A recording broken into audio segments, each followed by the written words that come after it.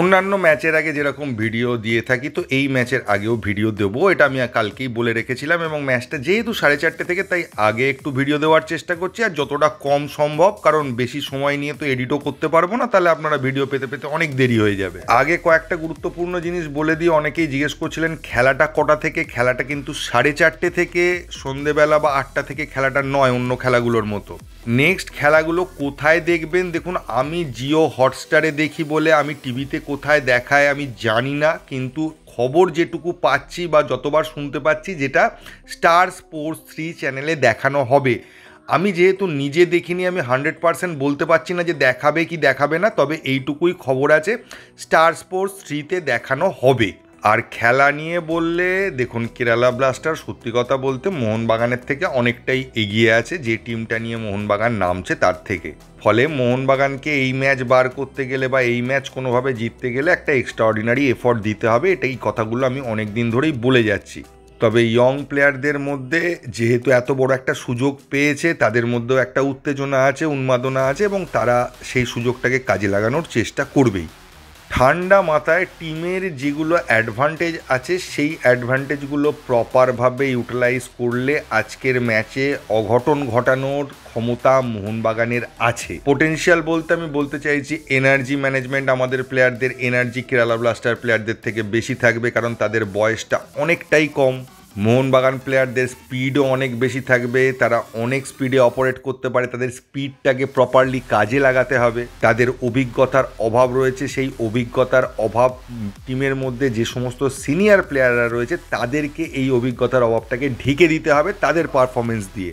যদিও 6 থেকে 7 জন আইএসএল খেলা প্লেয়ার রয়েছে, যেমন দীপক টাংরি, আশিক পুরনিয়ান, সাহাল আব্দুল সামাদ, দীপেন্দু, অভিষেক সূর্যবংশী, আপনি ধীরাজকেও ধরতে পারেন এবং নুনোরেসকেও সিনিয়র প্লেয়ার হিসেবে ধরতে পারেন।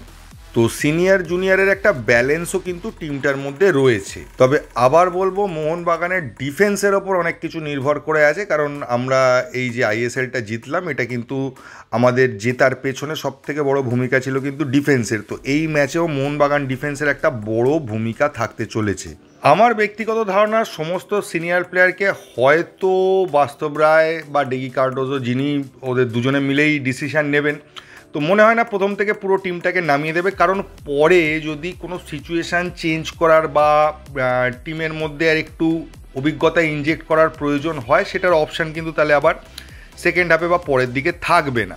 তবে 60 মিনিটের পর খেলা ঘোরানোর সুযোগ কিন্তু একটা থাকবে, সেই সময় রিজার্ভ বেঞ্চকে ইউজ করে খেলাটা যারা ঘোরাতে পারবে তাদের ক্ষেত্রে কিন্তু সেটা লাভজনক হতে চলেছে আজকের ম্যাচে।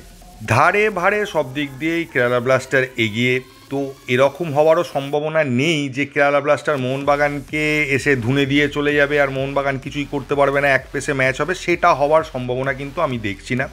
মোহনবাগানের জুনিয়র প্লেয়াররা 100% দিয়ে লড়াই করবে বলে আমার ধারণা, এবং তারা কেরালা ব্লাস্টারকে কিন্তু ভালো রকম বেগ দেবে। খেলার রেজাল্ট যাই হোক না কেন, যেই জিতুক না কেন, মোহনবাগানের থেকে আমরা একটা ভালো খেলা এক্সপেক্ট করছি। কেরালা ব্লাস্টারের এগেনস্টে একটা ভালো ফাইট এক্সপেক্ট করছি আমরা। আর সেটা যদি মোহনবাগানের জুনিয়র প্লেয়াররা দিতে পারে, তাহলেই মোহনবাগান সমর্থকরা যথেষ্ট খুশি থাকবে, কারণ এটা একটা এক্সপেরিমেন্টাল টুর্নামেন্ট মোহনবাগানের কাছে। নুনোরেসকে আজকে প্রচুর দায়িত্ব নিতে হবে, কারণ নুনোরেস একমাত্র বিদেশি যে পুরো টিমটার মধ্যে রয়েছে। দীপক টাংরি, অভিষেক সূর্যবংশী বা সামনে যে দুজন ব্লকার থাকবে তাদের ভূমিকাটাও মারাত্মক, কারণ তারা যদি সামনে ব্লক করে দেয় সেক্ষেত্রে ডিফেন্সের ওপর চাপটা অনেকটা কম পড়বে। তবে সব থেকে বেশি আনন্দের বিষয় যে এতদিন পরে সবুজ মেরুন জার্সি পরে আমাদের প্লেয়াররা মাঠে নামবে এবং আমাদের প্রিয় টিমকে আমরা মাঠে খেলতে দেখবো, এটাই আমাদের কাছে সব থেকে বেশি আনন্দের বিষয়। তো এর বেশি কিছু বলতে চাই না, যা হবে ম্যাচে দেখা যাবে। তো ম্যাচের পর ভিডিও নিয়ে আসছি, ভিডিওটার লেন্থ বেকার বড় করে লাভ নেই, তাই এই ভিডিওতে এইটুকুই। যদি ভিডিওটা ভালো লাগে প্লিজ চ্যানেলকে সাবস্ক্রাইব করবেন। থ্যাংক ইউ, ধন্যবাদ এবং জয় মোহনবাগান।